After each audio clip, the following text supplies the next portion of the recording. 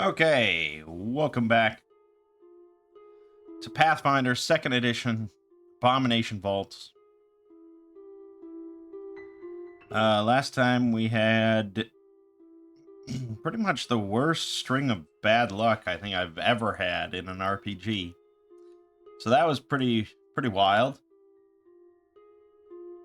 But we persevered regardless, mostly because the Will-O-Wisp also had really shitty luck. If he had been taking all my good luck, yeah, it could have been much worse. But it was just kind of comical, I suppose. But we're going to move on. I went back to town, rested up, because time doesn't really matter. I don't know. I mean, it probably matters somewhat.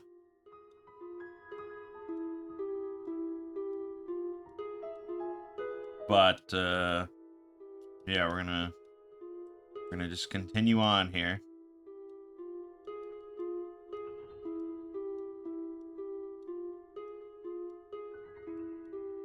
Okay, within 15 feet of the Karn rights, they activate. I mean, this one certainly activates. Maybe it would wait until I actually get into the room. Something like that, and then we can do this. We can read the description first, though. The ceiling of this wide hall rises to a height of 25 feet. Stone sarcophagi carved with tormented, emaciated figures stand upright in alcoves along its walls. To the northeast, a 15-foot wide portion of the wall is crumbled away into a series of ledges that drop down into a cavern. Eerie blue lights glow to the north and south. The light to the south is brighter and constant, while the light to the north flickers softly.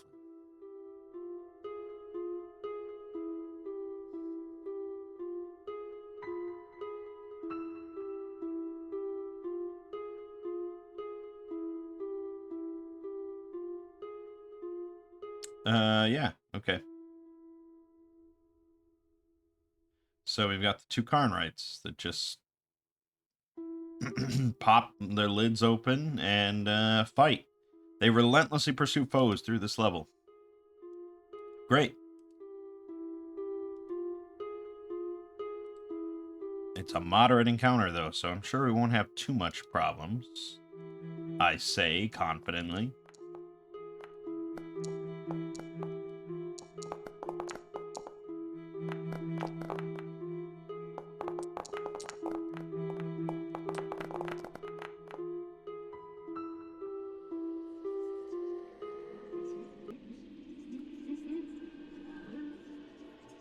Okay.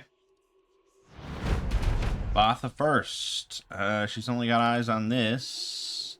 So we're going to just do a simple electric arc attack. And it's not very good. And it crit, so it did nothing. 5, 10, 15, 20. She could have moved here first. Here. No, here. Okay, Wibble Fizzlecrank has eyes on that, so he's going to devise a stratagem. Zoom in. Good. That looks like a hit to me. So we will fire and deal damage. Boom. 11 damage. And then reload.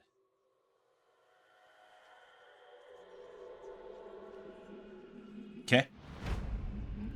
Karn right. Here we go. They're level 4 undead whites. Okay. They don't have any weaknesses, any resistances. They're immune to poison. Yeah. They have long swords. They also drain life. They gain 5 temp hit points after damaging a living creature with a melee strike. And the creature has to succeed on a DC 18 Fortitude save or become drained 1. Okay.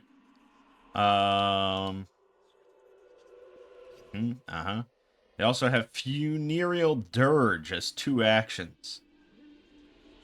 Living creatures within 50 feet must attempt a DC 21 will save. Ooh, frightened. Alright, it's going to move up to here.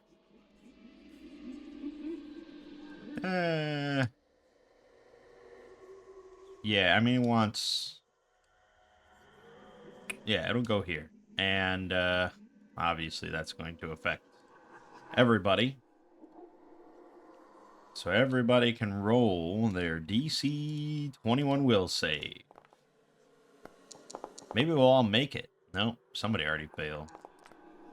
Somebody rolled a 1. Somebody rolled a crit. Well, Gar's crit, that's good. So he's completely unaffected. I forgot to apply Martial Aura, because this is a fear effect. Not that that matters. Snog failed, so he's frightened 2. Basilicus succeeded, so he's frightened 1.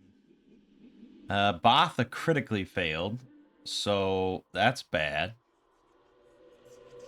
Frightened 2, and a -2 status penalty to saving throws against drain life. And then Wibble failed. Okay. Could have been worse. Could have been worse. Alright, Snonk. Shall we Snonk? Assume this is counting as difficult terrain. So that's 10. And that's 15. And that's 25.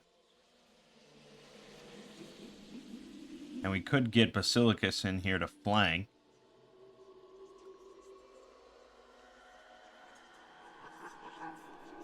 Yeah, okay. Get Basilicus in here to flank, and then do his support abilities. So if I hit, he's off guard for a turn. I did hit on a 9, even though I'm frightened. Very nice. 19 damage to the white, and it is off guard. Okay, the other Karnrite will not fuck about. He's going to go right here, flanking Snonk, and swing his longsword and crit on a 17. It's not good. 22 damage to Snog. And he gains 5 temporary hit points.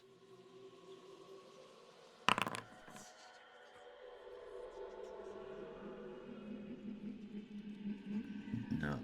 No, no, no. You're not just going to let me have... Fuck.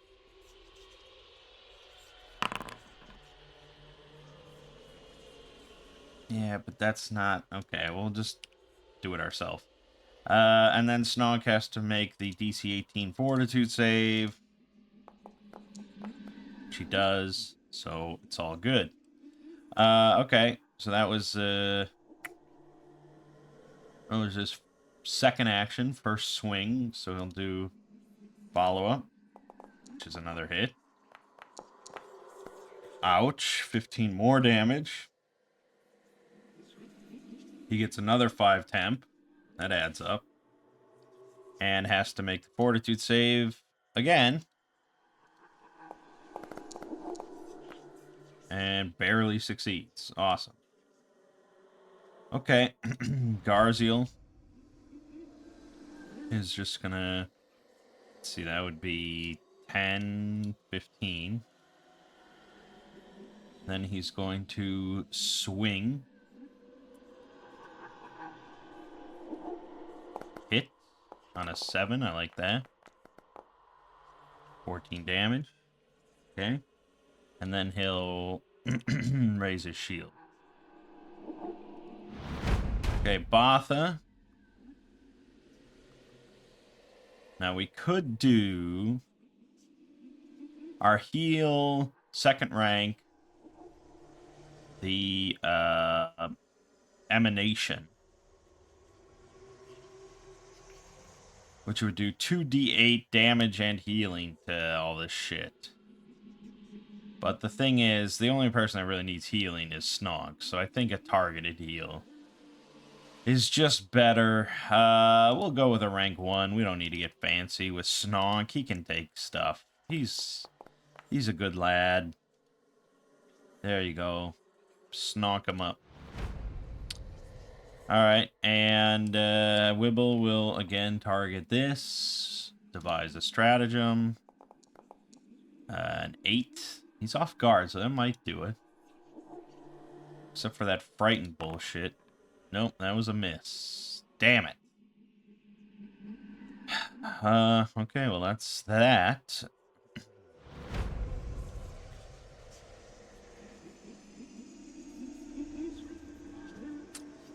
On the one hand, it could move, but it's going to certainly take advantage of the flank here first. Start with some longsword. Hit. We will use Liberating Step, of course.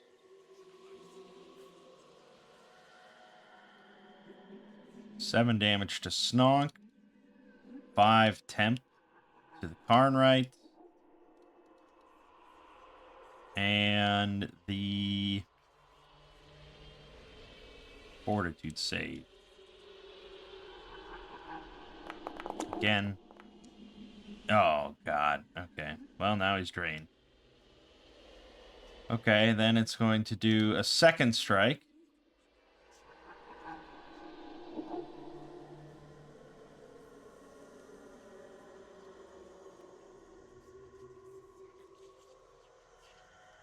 Critting.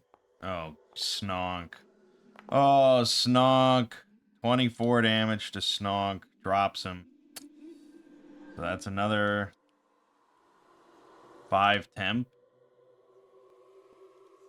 And I suppose he has to make the save again. He fails, so now he's drained 2. Great. And then this thing's going to move.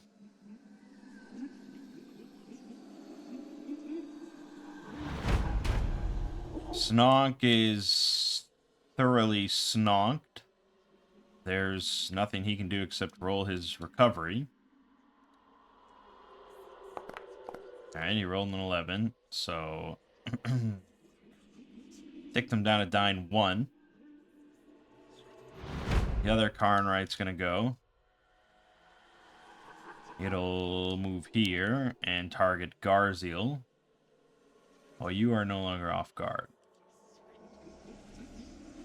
Okay, it's gonna swing his sword, miss, and then he'll swing his sword and miss. Okay, that's good.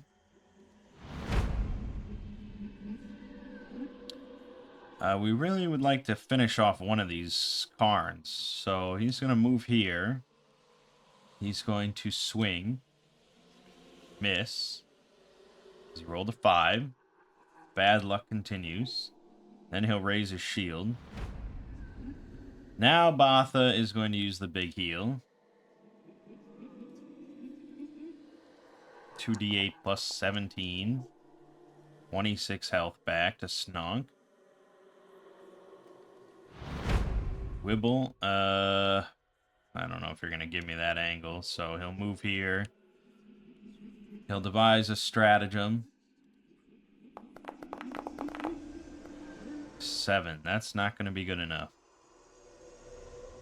Maybe if I wasn't frightened. Is that not ticking down automatically? If I end his turn? Okay, it is ticking down automatically. Alright. This Carnwright is going to just swing. Critical miss. Swing. Hit.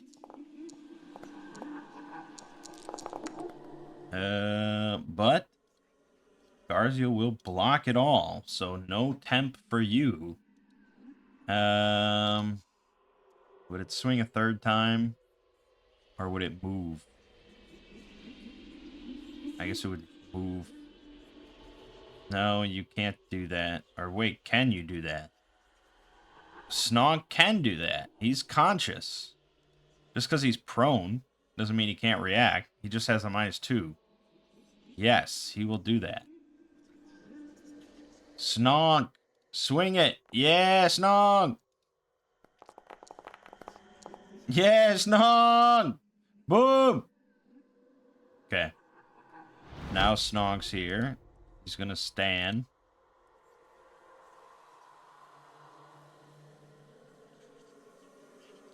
Does he want blood or should he take advantage of the flank?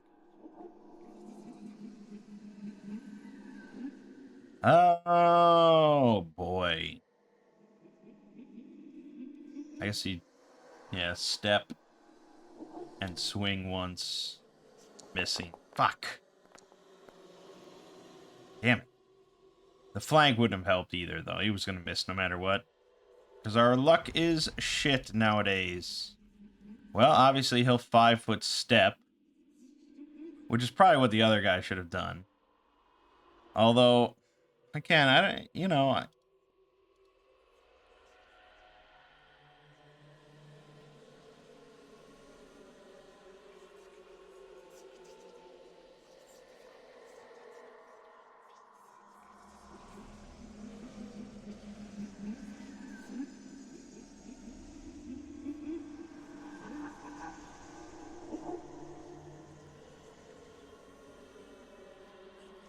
So people base it off of intelligence. And sort of the creature's nature and things like that.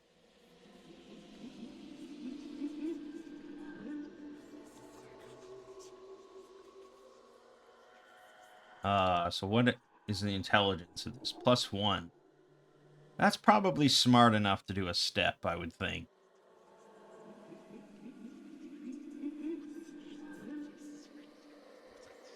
And wisdom +3. So yeah, probably smart enough to step.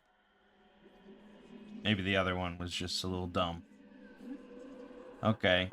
Obviously a hit, of course. 9 damage to Snog. And, oh yeah, you know, 15 temp now. He's really stacking it up. There's no, like, upper limit to that? No. No, there's no upper limit. And he failed that, so he's drained more. He's up to drained 3 now.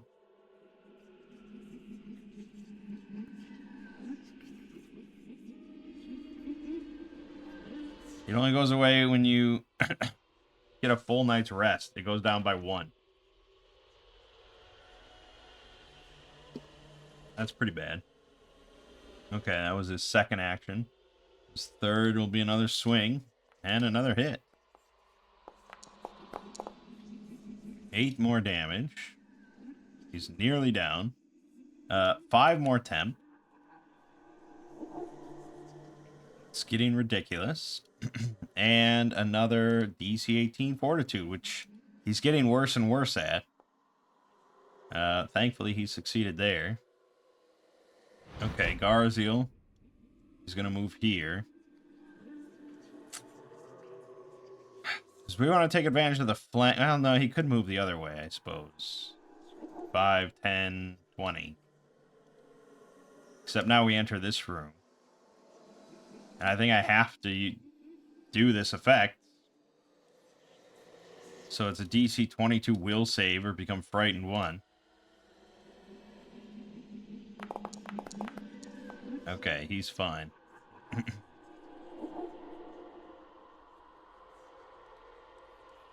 Second action, he's going to swing. Hit.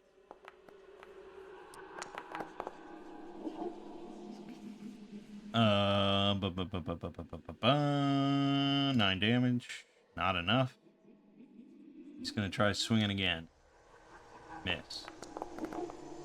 Rolled a 1, of course. Okay, Botha. Now, Botha could heal Snog, which is probably a good idea. Because if Snog got crit again, he would go straight to dying 3. And then he'd be 1 failed save away from death. Alternatively, we could attempt to just kill that Karnrite, which would give Snog a turn. to maybe retreat. Shall we be greedy even though our luck has been atrocious? Yeah, that's the name of the game. That's a shit roll.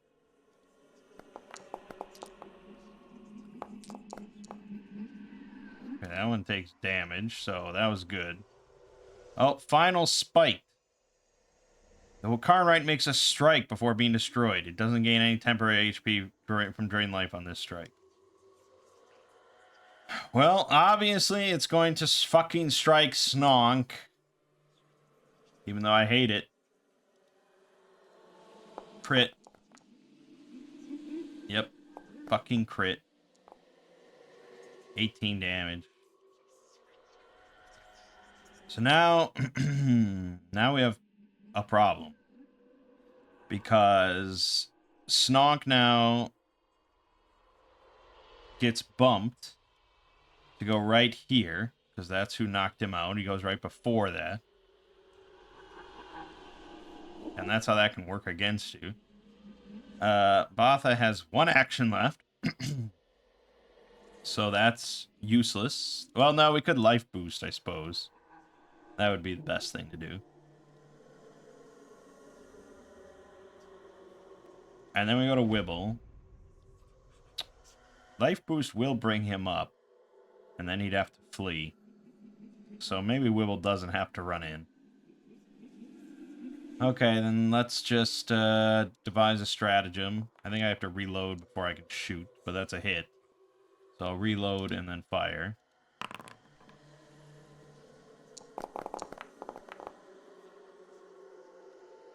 $13 damage. Snonk heals. I don't know why I counted him as dead. Why are you dead, Snonk? Why do you have a skull over you? I don't know, some sort of weird interaction there. But okay, so he's conscious. So he's going to stand. And then he's going to I mean, he's got to swing. That's what he does. There you go. No, Snonk Broadmaw is not dead. Don't say such things. And then he's going to flee. He's not dead. Stop that. Which way to flee? 5, 10, 15, 20, 25. No, that wasn't correct. 5, 10, 20, 25. He does have to roll for that will save. But he's in the Marshal's aura. That helps. Not when you roll a 1, though. Not when you roll a fucking 1! So he's frightened 2 now on a critical failure. And remember, you can't remove frightened while in this room. So that's good. Okay, moving on. This Karnrite, I guess, will... it could go for Garziel. Or it could go for the back line over here. Because it senses that they've been abandoned. So, let's see. 5... 15... 25. Yeah, it's difficult terrain made it a little trickier for him, but there he is. 2 actions, and then he'll swing his longsword and hit, of course. 11 damage to Wibble. And then you already know he gets 5 temp. And Wibble has to do DC 18 Fortitude, which he failed. So now he's drained 1. That's that. Now Garziel is very far away from the problem. So 5, 10, 15, 20. 5, 10, 20. And then he'll just make a swing. And miss. Because of course. getting a little comical.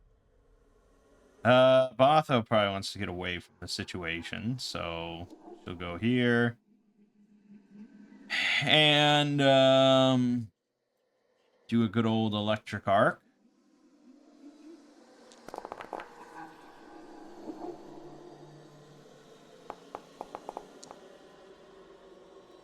Okay. Wibble.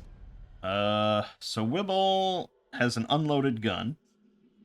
But we do have risky reload. So he's definitely going to move back.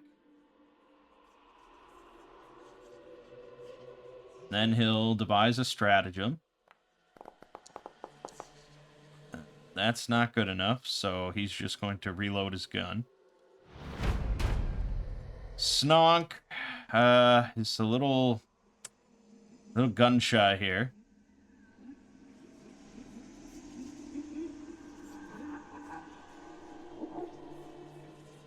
And I never gave Snonk any potions, did I? No, but he does have a bow, I guess. Composite longbow. That thing's got a range increment of 100. So he's actually going to swap. He's going to swap out his bow. He's not very good with it. But so that was one action. And then his second action will be to fire his bow. And hit. Again, not very much. But it's safe. Not great. It's not great. His third action will be to move here. Get out of that room.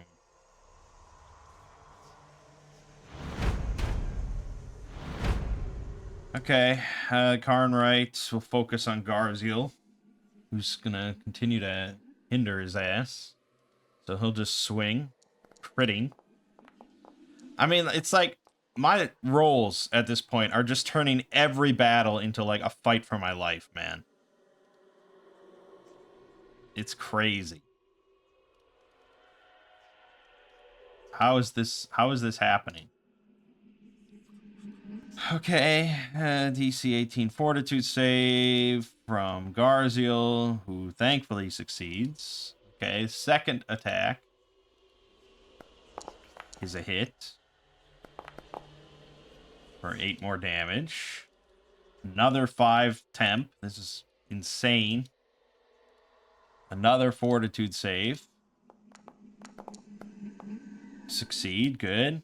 And then his third action will be, let's see, 10, 15, 20, 25. He'll approach the Snonk. Garziel, let's see, 10, 15. And then he'll swing. Critting? Okay, thank God. Things finally came together on a shit roll. Okay. Now I could raise my shield, but I feel like he's going to go for Snonk. So we could demoralize him. Or we could trip him. Oh, boy. With the -5, though, let's try demoralizing. Fail. Botha will move back here. Toss out a heal for Snonk.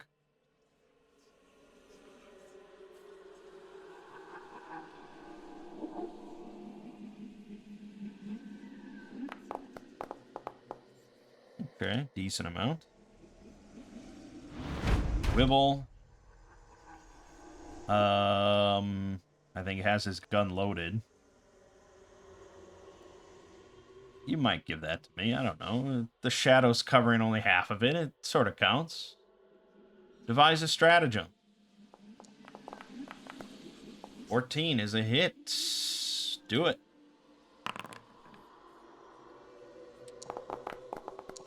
Damn it. 8 damage. Okay, and then reload. Snonk. It's up to half health. He has to swap with one action back to his axe. Then he's going to vicious swing.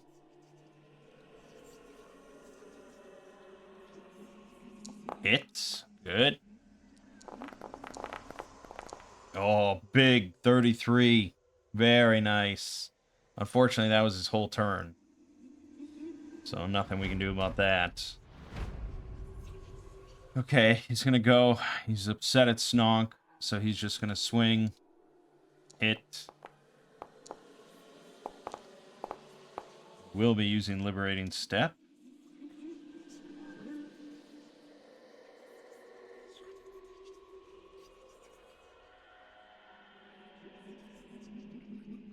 So that's 5 temp. Of course, he's clinging on to life. And the DC 18 Fortitude save.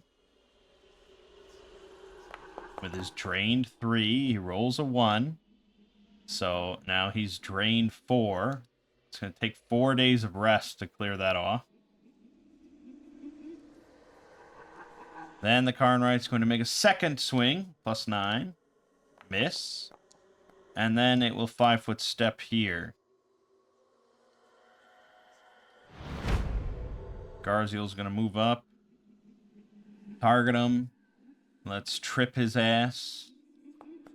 Yep, he's prone. Good. And then his third will be a swing. And a hit. Nice. Dead. It does get its final spite, though, so +12. And it's a miss. End encounter.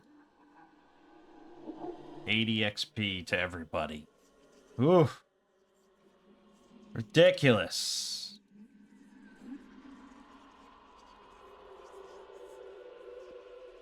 Alright. I'm certainly tempted to go back to town and rest off this draining. I think we really need to narrow down now. Well, we should be looking at the chapters, actually. Hold on. Let's go look at that, because there might be some information there.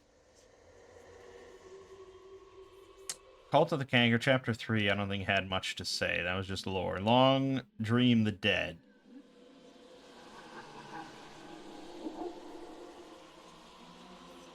Okay, Deadly Rivalries. A lot of lore. A lot of lore.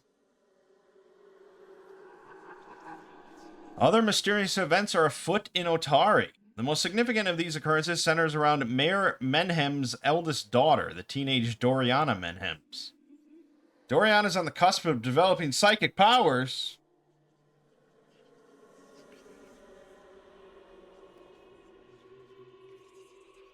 Uh-oh. A denizen of Leng. Okay. He intends to eventually thrust Doriana physically into the dimension of dreams to augment other denizens' plots. 2 nights after the heroes open the seal to the Abomination Vault's lower levels. Okay, well, we haven't done that yet, but that's good to know.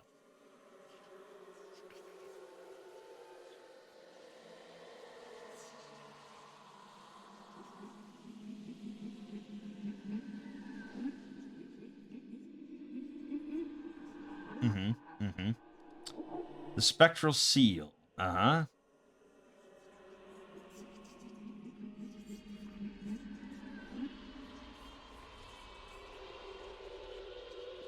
Okay, some out of combat stuff.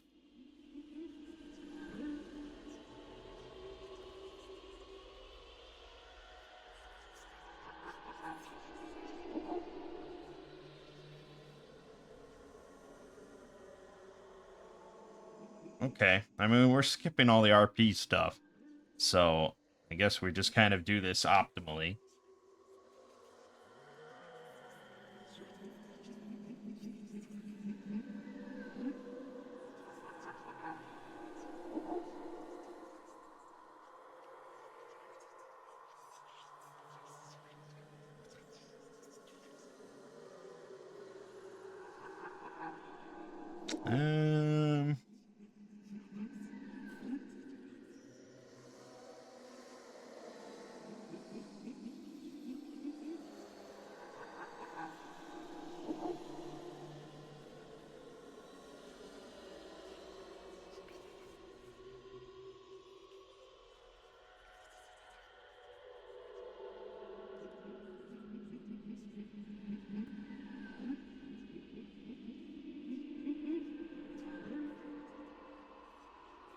Okay, anyways. Alright, so the brooch is in the music room of Menhem's manor. If the heroes honestly and openly tell Osef Menhems why they need it, he permits them to borrow the brooch for as long as they'd like. For being honest with him, they automatically earn the Menhem's support. So we can earn income using society to tutor the family's children. But more pertinent, lets us meet Doriana Menhems and aid with her malady.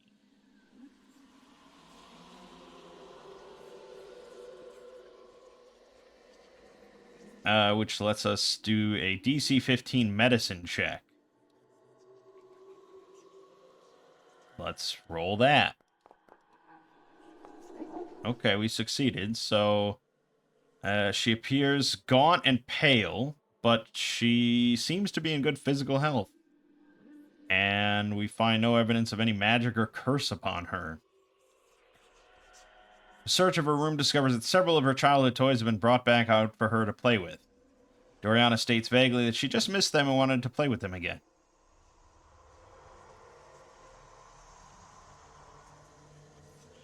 And that gives us 30 XP.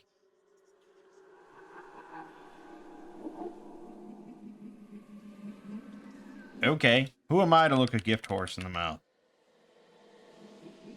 30 XP, moderate accomplishment. Sure. So her condition declines over time, which is somewhat vague.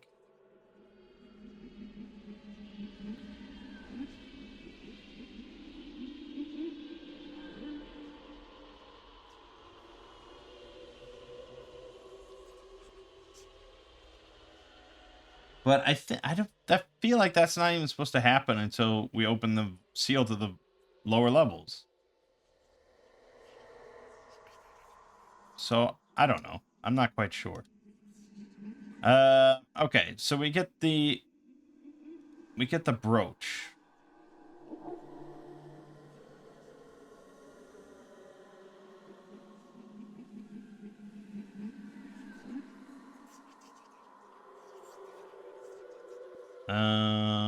Rose guard, the brooch. So it's not an item, even though the tools was an item. So okay, we have the brooch. Awesome. Then the Threshold of Truth, bookseller Morlabent keeps it in his academic collection. We'd have to promise Morlabent will take special care of the spellbook before he loans it to them. Convincing him might require extensive promises, demonstration of the proper care of ancient tomes, or both.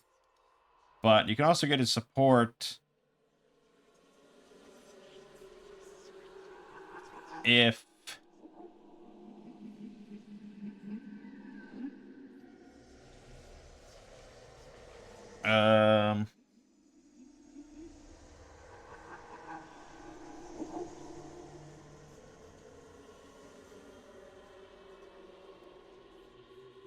if we just are seeking books on his behalf, which we are. We've already sold him a bunch of books.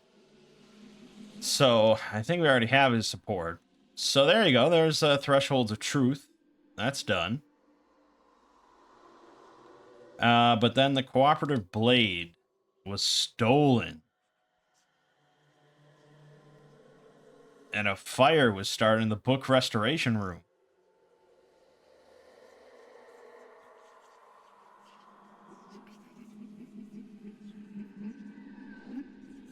It didn't take long for the town guard to realize the missing Carmen Rajani was the prime suspect. He had pestered the mayor about the sword for years, after all, and a few witnesses saw someone matching his description absconding from the library, clutching his cloak over some long object. So the head priestess of the Dawnflower Library meets with the heroes when they come to ask about the sword. She can barely contain her rage, although she seems more angry about the theft than the fire. She asks them to find Carmen and bring him in alive to face trial and receive an appropriate punishment.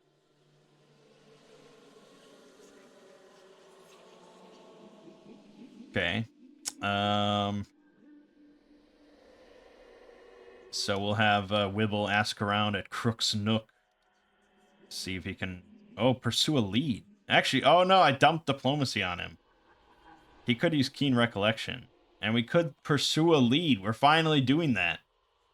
Who would have thought that would have come up? Pursue a lead. Here you go. You spend 1 minute examining the details of one potential clue, designating the subject related to that clue as the target of your active investigation. This subject is typically a single creature, item, or small location. For instance, finding a footprint is enough to investigate the creature that left it. So yes, we have that. He is our lead. He is our primary investigative subject. So, we're pursuing a lead, and we can use keen recollection, which I think lets us just...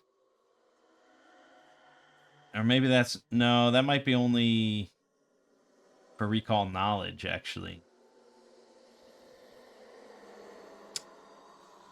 Yeah, that's recall knowledge. Damn it. So really we have a +3, which is not very good. No, we've critically failed. But there is a way for me to clue people into my investigation.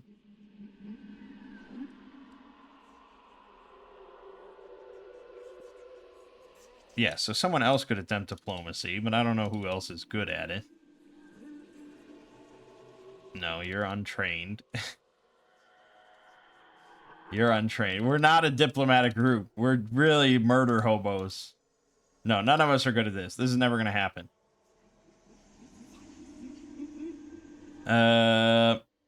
We can just pay 10 gold pieces as a special fee to Yinya's Mara. That's gonna be easier. We're I don't know. Tell us, please. Here's 10 gold. Tell us, please.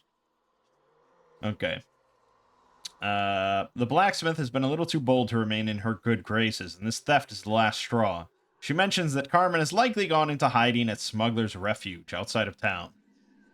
If Yinya's Mara... Oh no, she gives it for free. Yeah, that's right, because we rescued her boys. That's right. Should have kept reading. Alright, so now we're gonna go to Smuggler's Refuge, I guess. Well, we would heal up after all this excitement, and let's do a little shopping. Well, selling. We're gonna sell the Dagger of Venom, because fuck that thing. So that's 75 gold right there. Easy money.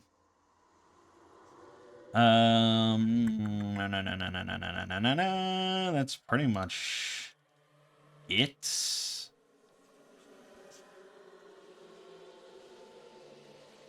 Oh, hold on. I think we were going to sell his scale mail here for 2 gold. Good. Good, good. Good, good, good. We should also probably buy...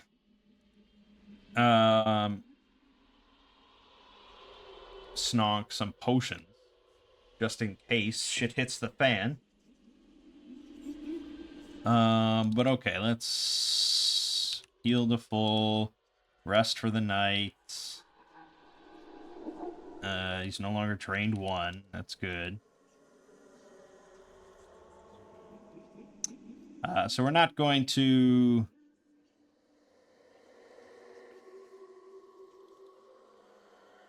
We're not going to rest 4 days.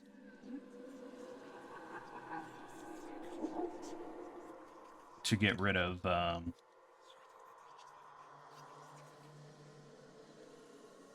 all the drained.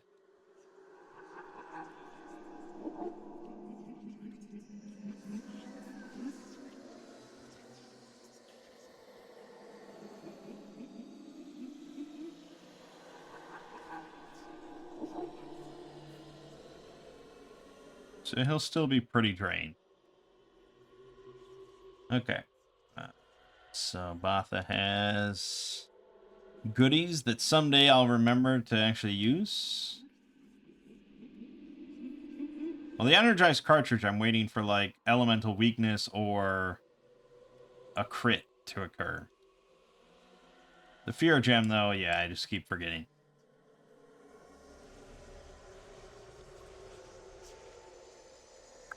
Okay, so a day has passed.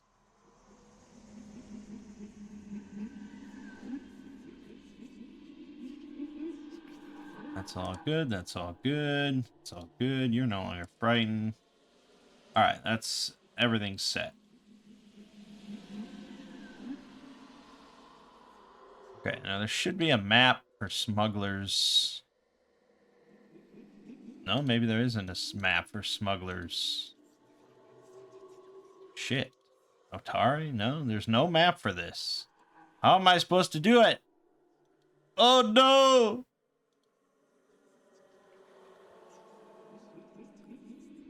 This cave is only about an hour outside of town, just a short walk through the forest north of an abandoned fish camp. Though it's too far inland for transporting heavy cargo, this cave once saw a lot of use from smugglers moving lighter goods. They hid their loot in one of the cave's many niches, planning to come back for it at a later time, or use the site as a drop point for transactions with a buyer. Today, with the recent decline in smuggling, Otari's young people camp in the cave when they need a break from the lumber town. Rotted crates, forgotten clothes, and other debris suggest this cave is occasionally used but rarely cleaned. A cold campfire surrounded by logs sits at the cave's center. Faint smells of mildew and smoke hang in the still air. Like many visitors before him, Carmen initially built a fire here, but put it out when he realized there isn't a good place for the smoke to vent. A few old cots, heaps of discarded clothes, and empty crates show that this cave is occasionally inhabited. Carmen uses the best of the cots and the freshest clothes for bedding.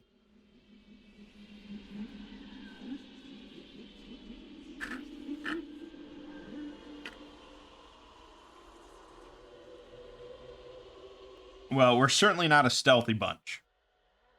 So he is going to hide behind a crate and use stealth for initiative.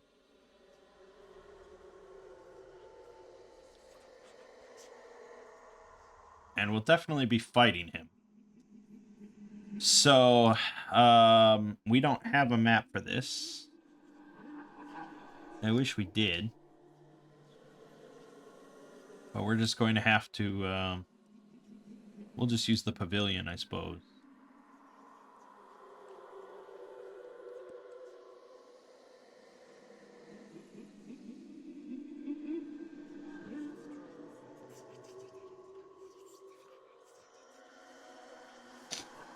Okay.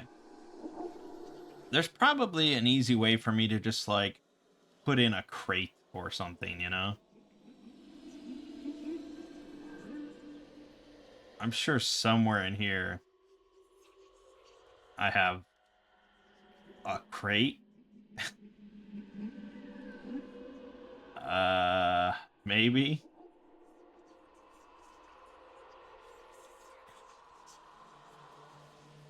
No.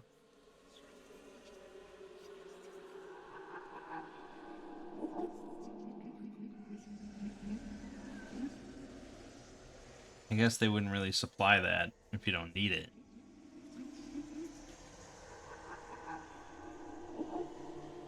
It's probably a module somewhere.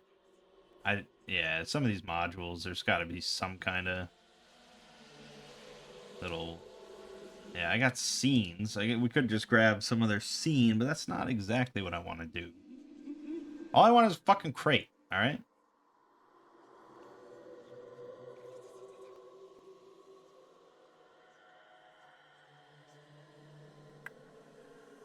I grabbed a bunch of map modules when I was first getting started, but that's not exactly what we're looking for.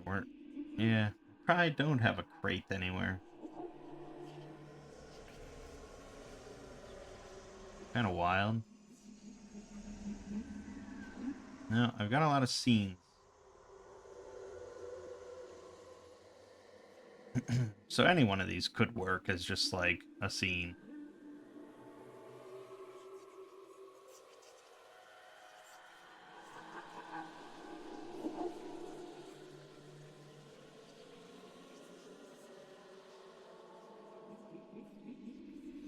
Uh, yeah, fuck it. He's hiding behind a crate. Just use your imagination.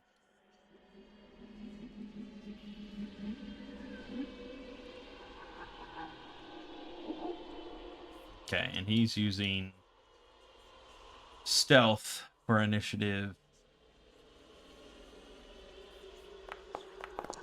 31. Yeesh.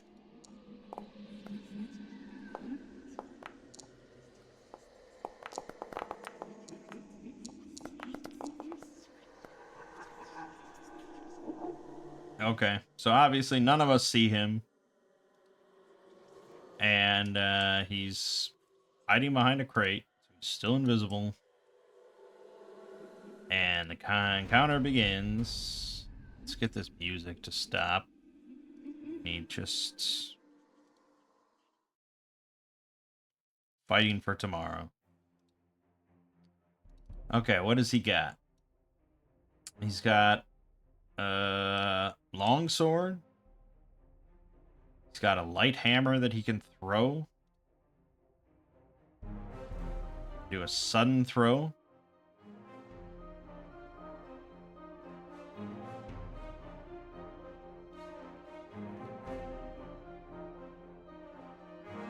And yeah, I mean, he's kind of designed for this throw that he's about to do.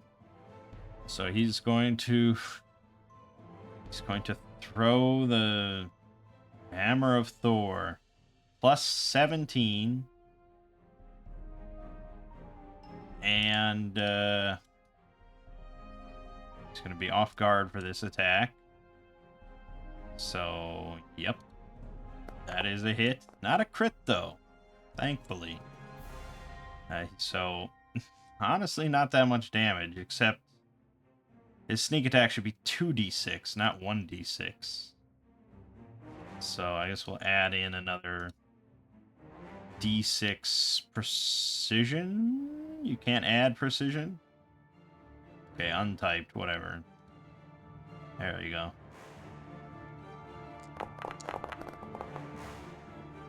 And it will say that Garzel did not have his shield up. He was caught off guard about it.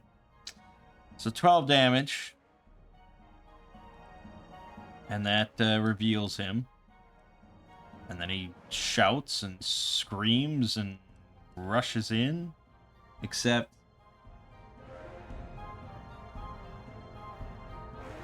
what if... yeah, I don't... he didn't get like an ambush. He didn't get like a free hit. Because it just says he rolls stealth for initiative. So that's kind of interesting. But that means that he currently doesn't have anything in his hands. Unless he had that in his left hand. I guess we'll be generous to him. So, 5, 10, 15, 20... and so now he's got his long sword out as well, and he's going to swing that with plus 12. And miss. Ooh, that is not good for you, Carmen. Okay, and that's his go. So Garziel not off guard. Snonk! 5, 10, 20. Vicious swing. Here we go. Crit, baby! Oh, I love it. 54 damage.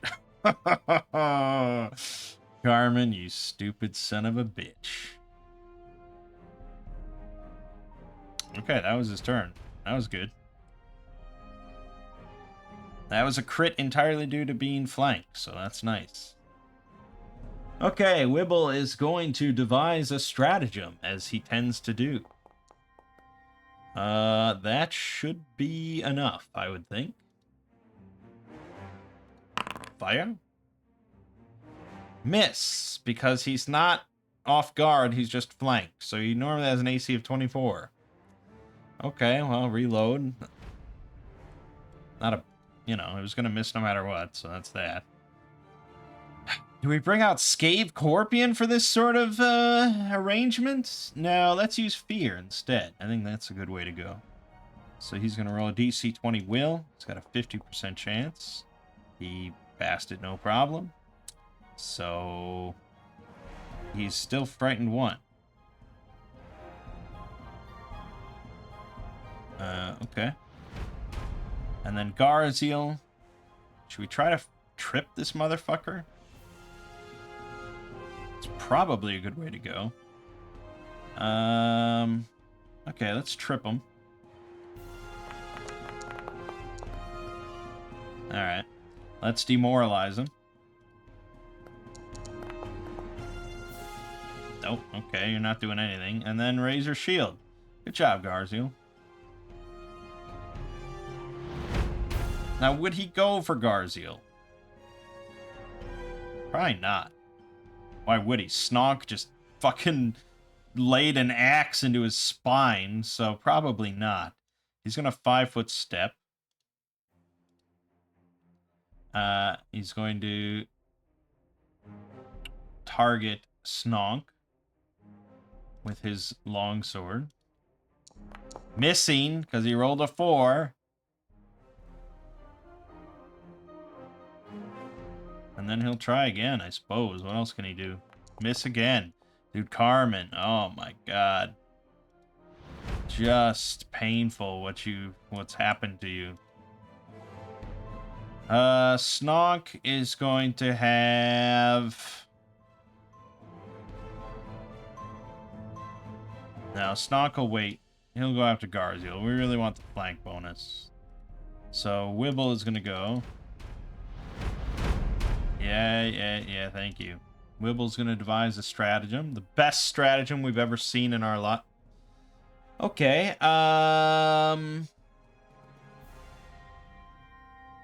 we've got +8. He's got a 24 AC, so we would need to roll a 16 or higher. Alright, we'll use Accidental Shot, I suppose. Why not? 1d20. 1d20.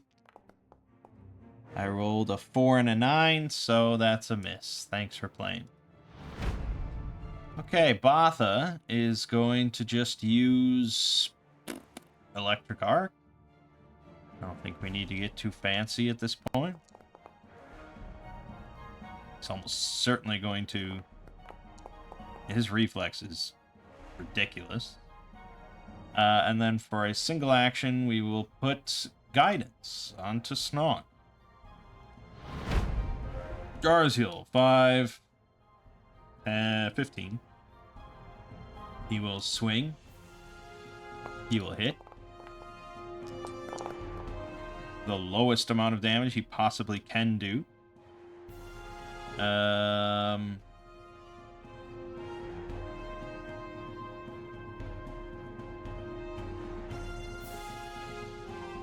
I could aid Snog.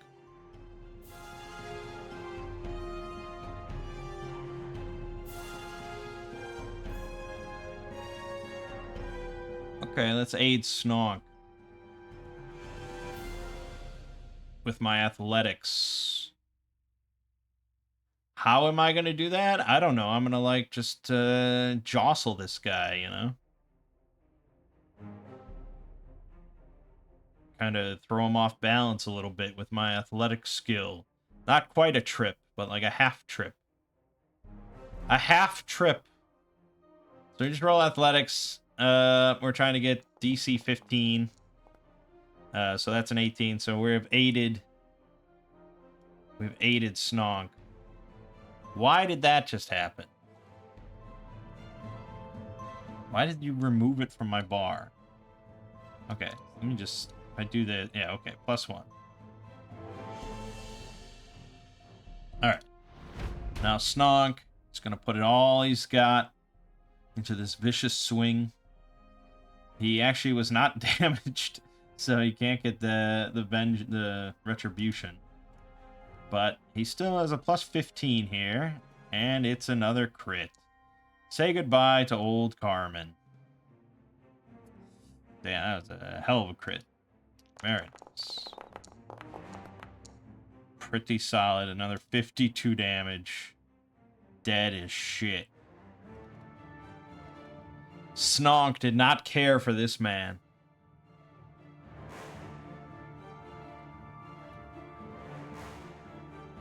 Cooperative Blade. +1 striking longsword.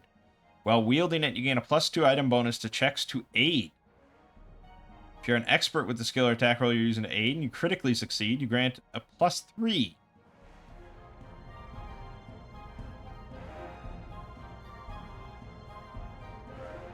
That's pretty good. I mean, it's worth a lot of money. But it's a +1 striking longsword. So Garziel could use this thing. Got a lot of +1 weapons, though.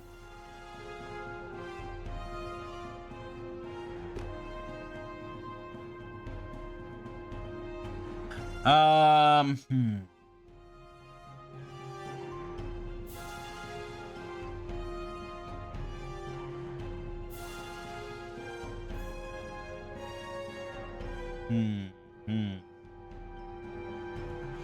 How many weapons does this guy want to carry around? But I guess now we'd have the neck splitter if we fight a ghost. We'd have the warhammer if we fight something weak to bludgeoning. And then we'd have the cooperative blade for, you know, most of the time for slashing and piercing, because it has versatile piercing.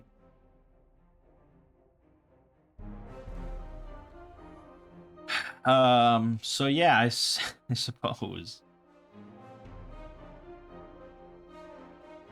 It's just carrying a lot of weapons around.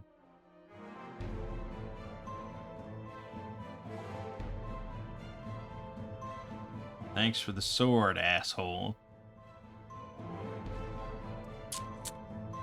Okay, some light hammers.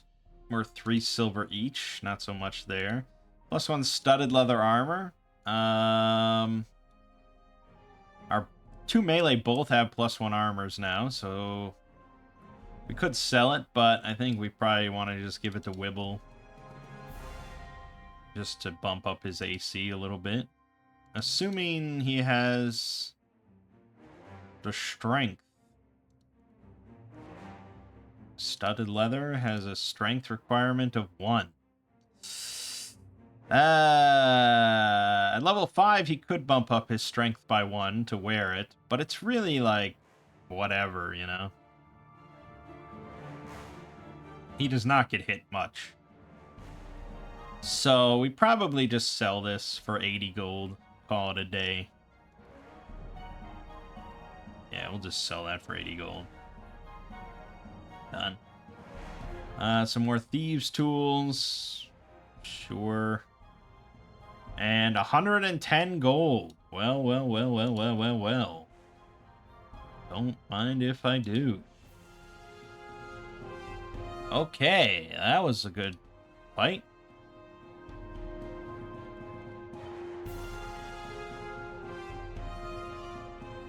So he would have surrendered had we not just slaughtered him.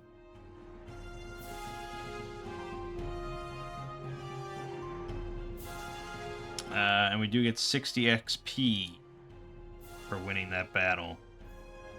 The low encounter. Alright. Apart from what he carries on him, his adventurer's pack near the fire contains a week of improvised rations, 2 water skins, and we can search the cave with a perception check. You know it. You already know it. Oh yeah. We find a long-forgotten bottle of Old Law whiskey hidden in a pebble-covered niche. It's worth 3 gold pieces. Oh, did I just...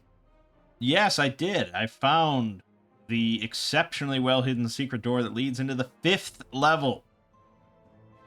Even if discovered, however, the secret door doesn't open from this side. The door's mechanism causes the heavy stone wall to swing inward, and it can't do so because of a cave-in just on the other side of it. Alright. Doesn't help. So we didn't capture him alive. We don't get the 30 XP.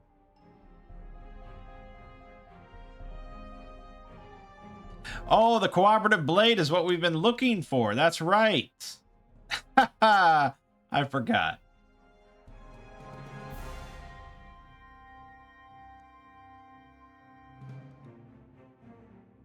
Why is this in Chapter 5 if we need this to get to Chapter 5? Oh, no. Chapter 5 is this.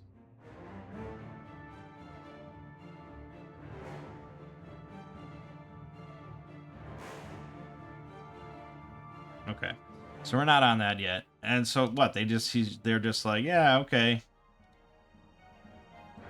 Enjoy it.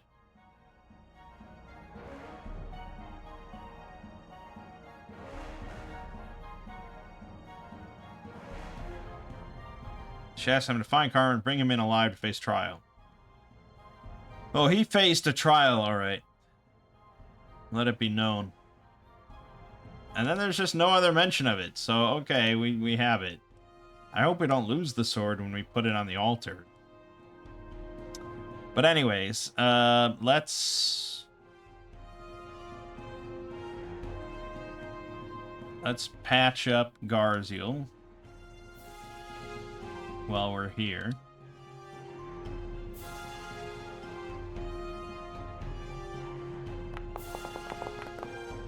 I failed. Okay, never mind. And, yeah. I think this would have worn off by the time we get back into the dungeon. Actually, probably this immunity. It's like a 2-hour trip back into the... So really, I mean, like... It's probably, what, like... 2? By the time we get back in here. So we'll try another treatment check.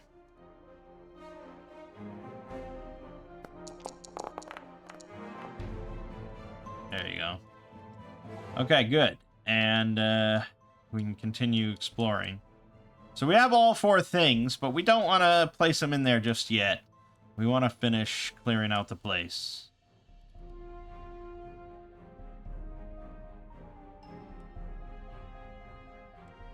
We have to do a DC 20 perception check. Find this secret door. We succeeded. So we can go through that door now. Good. Good, good. We shall do so. Boom.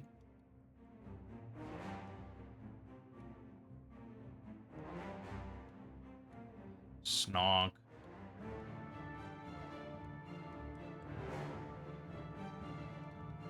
The floor of this rough-hewn cavern is strewn with bones and scraps of metal and cloth. This cavern once merely connected the southwestern and northeastern wings of the level, but it now serves as a pen for a trio of Scalathraxes.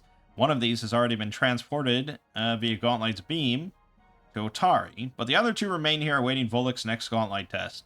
They're poorly fed and attack the heroes on sight, pursuing them relentlessly. Okay, well, it doesn't sound like they're stealthing or anything. So they're just here, ready to go. We're all in a big straight line. How you like that? It's a moderate encounter for us. Let's... It's not going to count my scouting now. Damn it. Alright, sometimes you forget.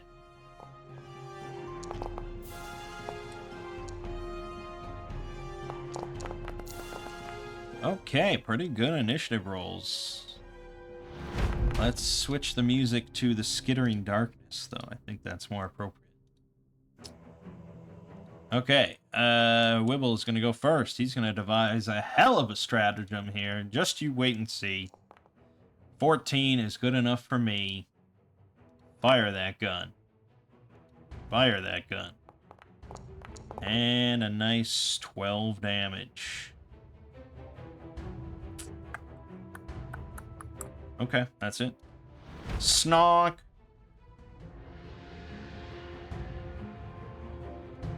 I guess he'll just step up. No fear. No fear. Vicious swing. Take him out. Crit. Natural 20, baby. Oh, 52 damage. Dead. How good does that feel, huh? Fucking rocked. Okay. You know what? I'm bringing out Scave Corpion. Because, if nothing else, he will body block for Snog. And that just seems sensible. So, he's going to do that. He's going to attack with his pincer. He's going to miss. He's going to attack with his pincer. Okay. And Scalathrax here will target Scave Scorpion because it's right in front of him, attacking him. Why wouldn't he? You tell me, why wouldn't he? He's got a -2 intelligence. Of course he's going to do that. So he's going to use his Jaws. And crit on Scave himself. 30 damage. Boom. One shot. Okay, tit for tat, I suppose. His second action, he's going to shoot his quills. Because he just saw his companion get destroyed by this rat. And leg quill. Okay, miss. Garziel. 5, 10, 15, 20. Good enough for me. Move in and let's demoralize. Fail. Let's trip. Prone. Good. Wibble. Devising another insane stratagem. Nope. Insanely shit. No go there. Snog. 5, 10, 15, 25. Vicious swing. Here we go. That's a hit. Big money. 25 damage there.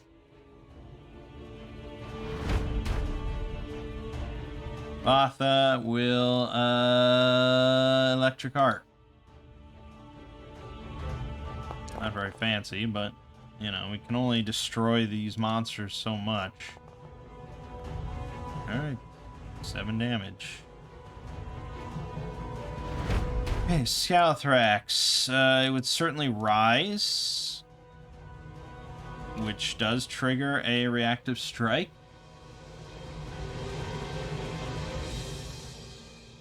Hit. 23 damage. Nearly killing it. So it will take its vengeance upon Snog. As one does. Crit on Snog, unfortunately. Again, tit for tat, tit for tat. 26 damage is a lot.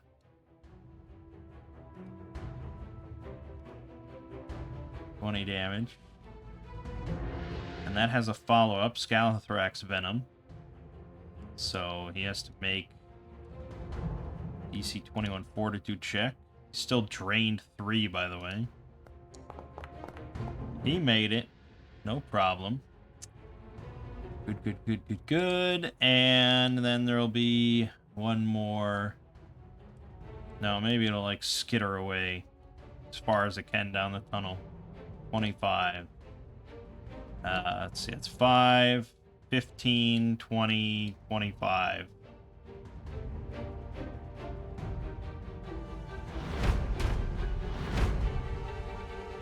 Forcing Garziel. 5, 15, 20, 5. And then he'll swing. Hit. 9 damage is enough to kill it. And that's the encounter. That crit, that opening crit, that's so incredible. Just juicy. Alright, easy 80 XP.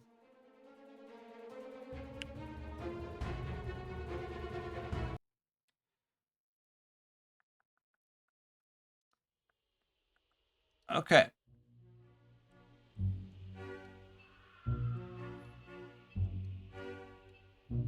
Let's have Vatha treat Snog while we're here.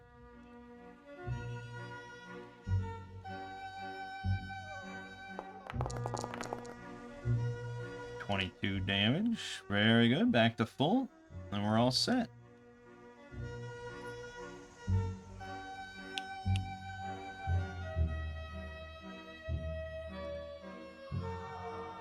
Okay. Nothing else to speak of here, so does say that the secret doors from this end are all very obvious. So we can just find those.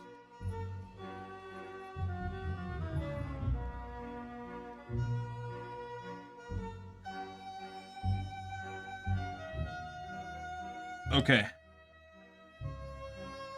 Kitchen.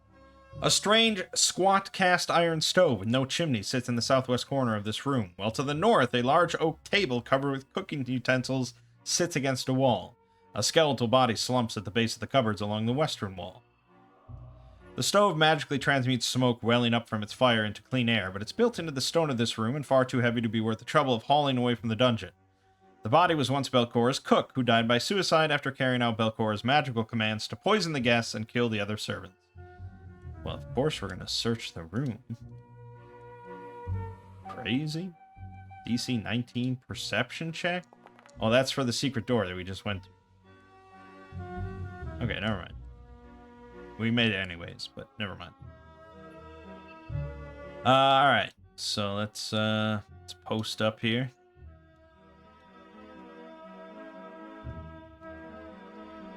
Open the door and look at this scene.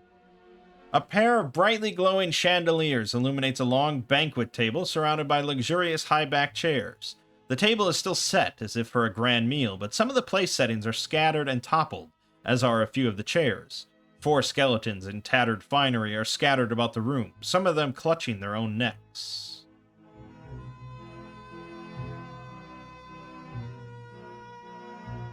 Okay.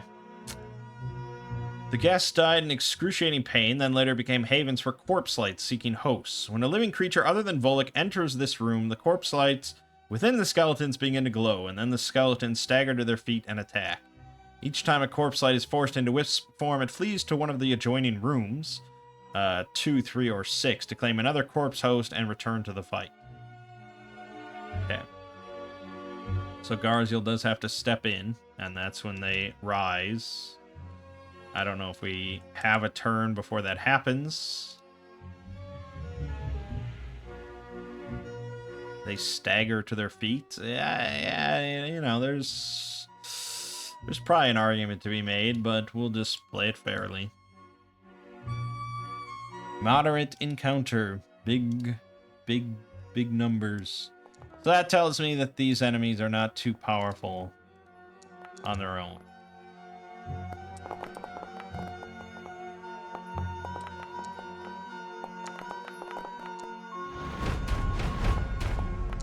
Alright. Botha first. She could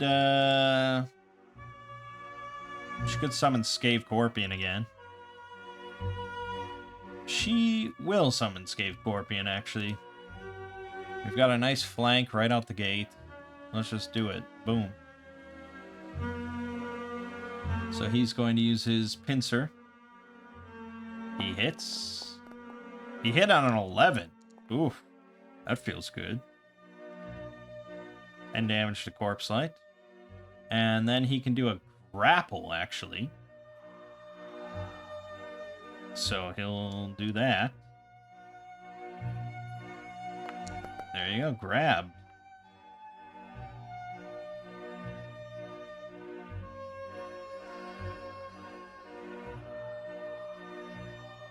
Okay. This Corpse Light will just go straight for Garziel. Not too much thinking involved here. Now we do have Death Light, which is a 20-foot cone.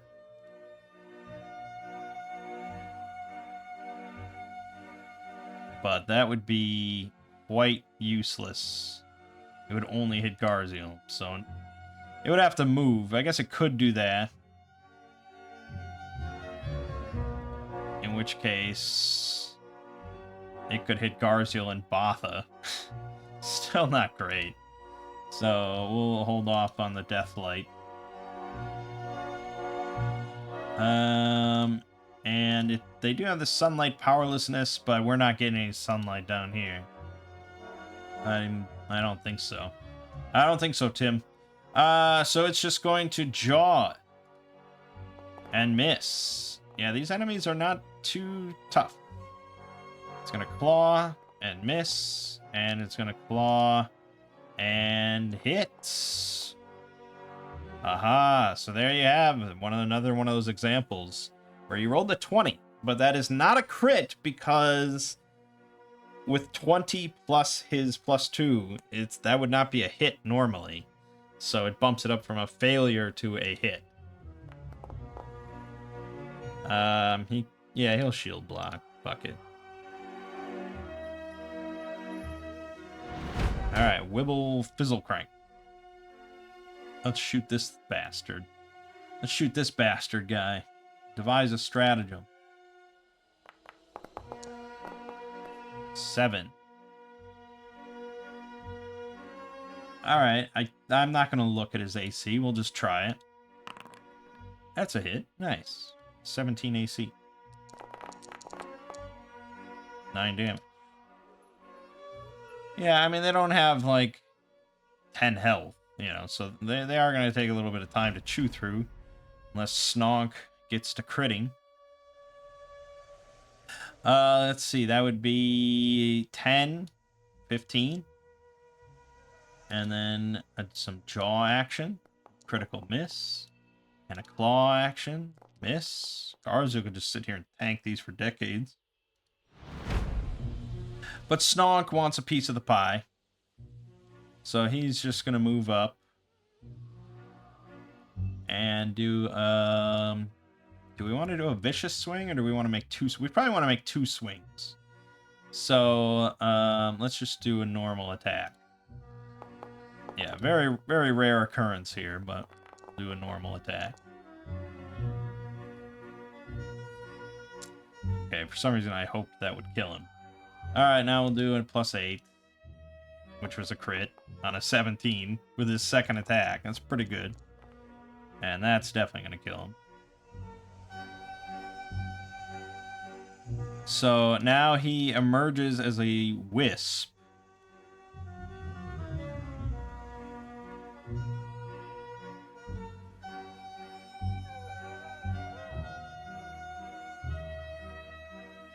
Wisp form. Yeah, I know, but you didn't give me the, like...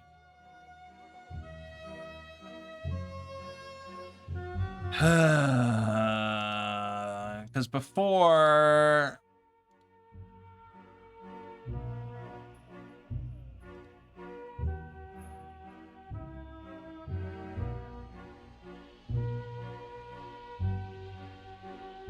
No? Okay, there wasn't a... No, okay. He should just automatically go to wisp form.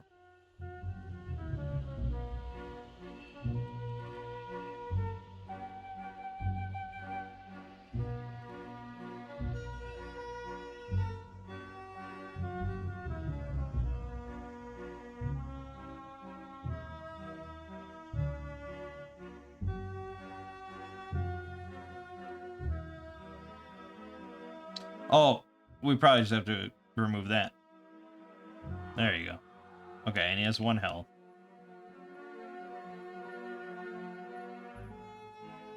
Okay. Over to Garziel. Should we just lay on hands the corpse light?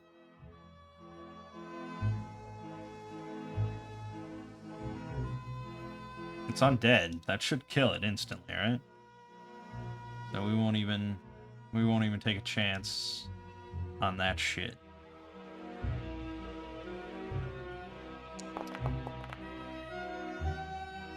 I mean, it doesn't matter unless he critically succeeds, which he didn't.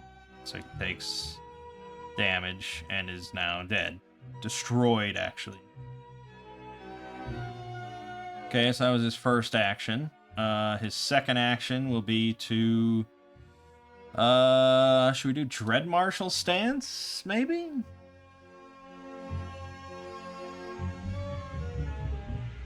Yeah, let's do Dread Marshal Stance. But if I click that, it'll just apply Dread Marshal Stance.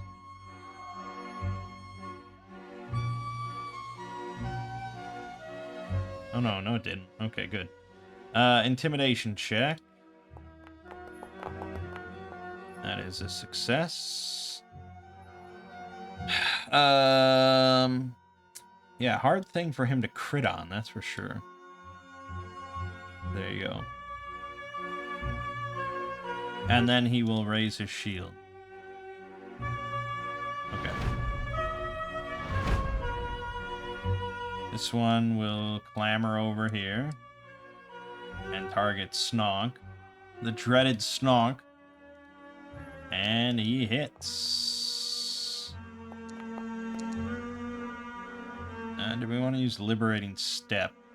No, we don't.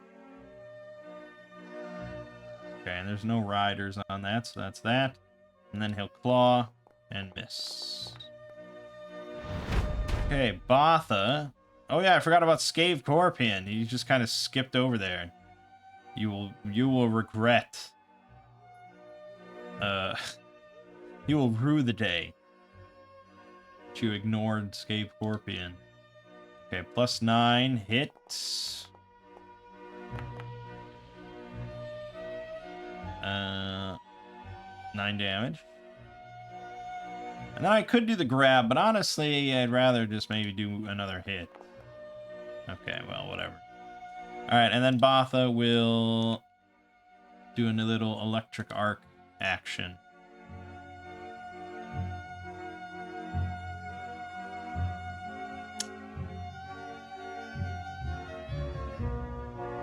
Is that right? That can't be right. Oh yeah, it just bumps all damage rolls. Oh yeah, okay, sweet.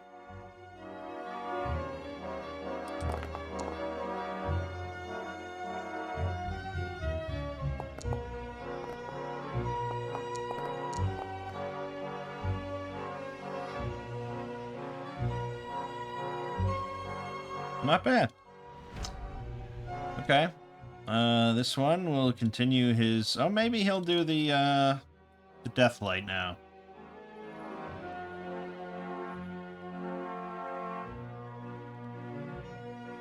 Because now he could get... I don't know if you allow that as a cone. I feel like that's the cone. But, no, maybe not. Maybe you could do that as a cone. I don't know what the official rules are for cone placement. I assume the rule is, like, one square has to be adjacent to you. That would be my interpretation. So, I'm pretty sure he could get these 3. Which is what he would want.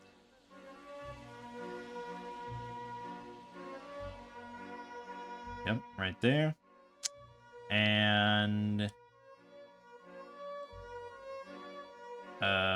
those 3 have to roll DC 18 Fortitude.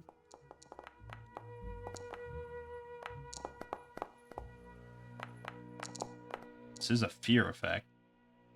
We all succeeded, so it does not get the temporary hit points. Feels bad. But we all do take 1d6 damage. No way around it. Okay, and that was its whole turn. Wibble Fizzle Crank. Let's go for... Yeah, we'll go for... Well, he's not going to kill it, so it's kind of pointless. But he might crit. You never know. So, roll a stratagem. He did not crit, but he hit.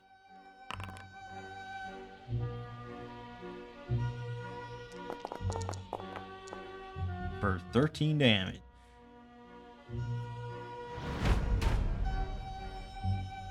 Okay, will this one also do it? Probably. It seems like it might be the best bet.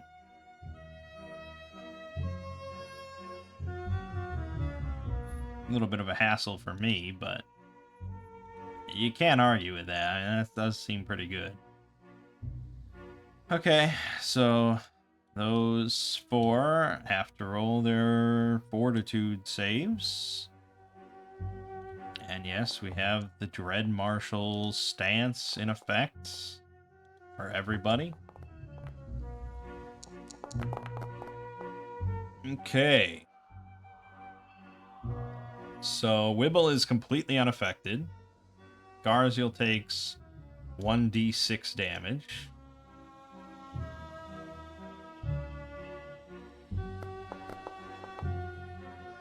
Ouch. We did have some failures, so the Corpse Light will regain 2d6 hit points. There you go. And then Botha and Snog both failed. So they take 2d6 damage. Also 6. And they become frightened 1.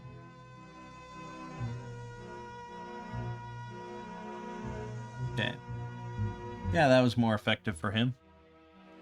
Alright, Snog. Let's just Vicious Swing. And you did just take damage from him. Do this. There you go, 3d12 plus 8. Like those numbers. We don't like those numbers, that's miserable. Fuck. Okay, and then he'll just do a follow-up with +2, unfortunately. Miss. Okay, Garziel will swing at this guy. Hit. On a 4.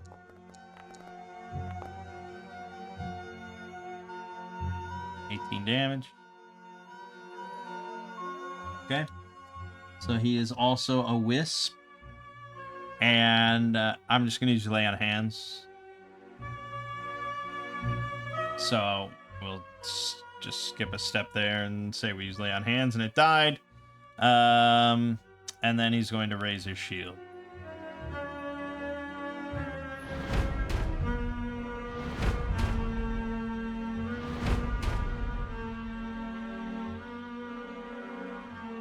Because had I not used Lay on Hands, he would have gotten a turn. And we could have relied on Snog using his reactive strike, but whatever. Okay, Scave Corpion will move up to here. Target this, use his pincer, and crit! Scave Corpion! 20 damage. Oh, God. Incredible.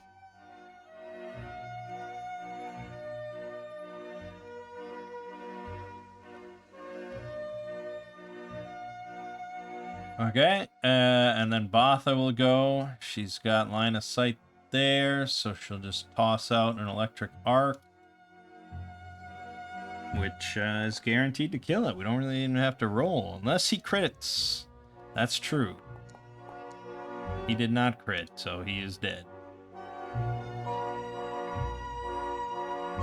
Alright, wrapping up this fight nice and easy. This Corpse Light will continue his assault on Garziel to no avail. Nope, he landed a hit, but we have shield block, which will not quite block at all. Oh well. Okay, and then a +6 claw, which is a miss, and a +2 claw, which is a critical miss. Alright, Wibble will devise an awesome stratagem. As usual. Yep, that's it, that's it, that's it. That's it, that's it, that's it. Very good, 14 damage. Snonk. 5, 10, 15, 20. Unfortunately, that difficult terrain, if we're counting that, which I would think so, I would say no. I would say no, sir. So I guess he'll just step up and vicious swing.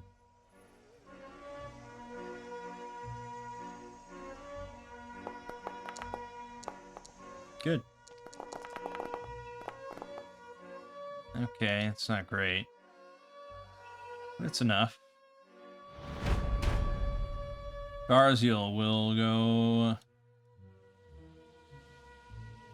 Yeah, he'll go here. He'll swing.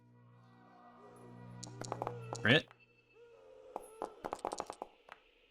32 damage. Also, when I crit, that enemy is frightened. Better be.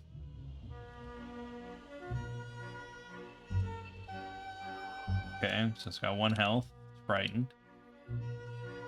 So Garziel will use his third action to swing again, +6, and that's dead. Easy encounter, man. See, that's what I'm saying. We like those weenie enemies more than just some massive god enemy.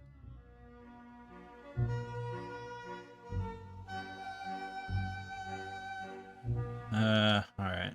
Well, okay. Done. 80 XP. How's that? Yeah, okay, 80 XP. So none of them got to flee. We took care of them. And as our reward, we get 48 gold pieces.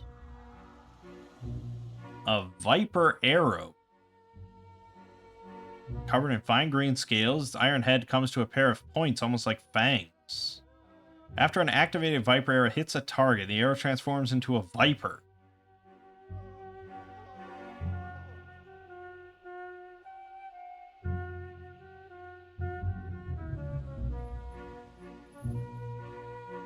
It's pretty cool. We don't use arrows, though, unfortunately, so it'll probably just get sold. And then a Bracelet of Dashing. Look at this. Magical items. Gives you +1 item bonus on acrobatics checks. And once per day, you can activate it to get a +10 foot status bonus to speed for 1 minute. Yes, that's going to go straight on Snog.